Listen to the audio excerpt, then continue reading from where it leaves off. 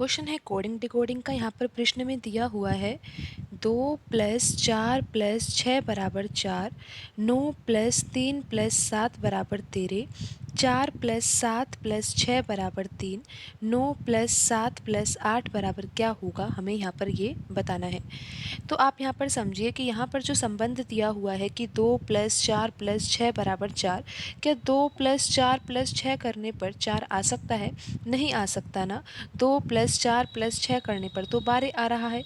फिर आप सोच रहे होंगे कि 12 में अगर 3 से भाग दे दिया जाए तो यहाँ पर 4 आ सकता है, और यहाँ पर 4 ही तो लिखा हुआ है।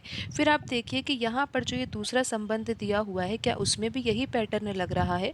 9+3 12, 12 में 7 जोड़ेंगे तो 19 आएगा ना, और 19 में अगर 3 से भाग दिया जाए तो यहाँ पर जो 13 लिखा हुआ है 13 तो नहीं आएगा। जिस प्रकार यहाँ पर 4 आया था तो यहाँ पर 13 आना चाहिए था ना। तो 19 में 3 का भाग देने पर 13 तो नहीं आ रहा है, तो ये पैटर्न भी यहाँ पर सही नहीं होगा। किसी और पैटर्न से हमें यहाँ पर समझना होगा। आप यहाँ पर समझिए कि 3 संख्या है, एक संख्या 2 है और एक 4 है और एक 6 है। इन तीनों संख्याओं के द्वारा ही हमें 4 लेकर आना है, और बहुत ही आसान है। यहाँ पर आप देखिए, यहाँ पर 2 लिखा हुआ है, यहाँ पर 6 लिखा हुआ है ना। आपको 2+6 करना है, और यहाँ पर जो ये तीसरी संख्या है ना, इसको घटा देना है। आप देखिए 2+6 कितना होगा, 8 होगा ना, और 8 में से 4 घटाने पर कितना आ जाएगा, 4 आ जाएगा। इस तरह से पैटर्न यहाँ पर लग रहा है। अब आप देखिए यहाँ पर जो दूसरा संबंध दिया हुआ है उसमें 9 है, 3 है, 7 है।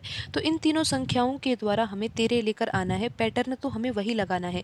क्या करना है, यहाँ पर देखिए 9 लिखा हुआ है, यहाँ पर 7 है, तो इन दोनों संख्याओं को तो हमें जोड़ना है, और जो बीच में संख्या लिखी हुई है 3, इसको हमें घटा देना है। अब देखिए यहाँ पर 13 आता है या नहीं। 9+7 16 होता है, 16 में से 3 घटाने पर 13 ही तो आता है। तो यहाँ पर भी पैटर्न लग गया है। अब हम यहाँ पर तीसरे संबंध में भी पैटर्न लगा देते हैं। आप देखिए 3 संख्याएं हैं, 4 है, 7 है, 6 है। इन तीनों संख्याओं के द्वारा हमें 3 लेकर आना है। तो यहाँ पर इन दोनों संख्याओं को तो हमें जोड़ना है, यानी कि हमें 4+6 करना है, और माइनस क्या करना है, माइनस हमें यहाँ पर 7 करना है।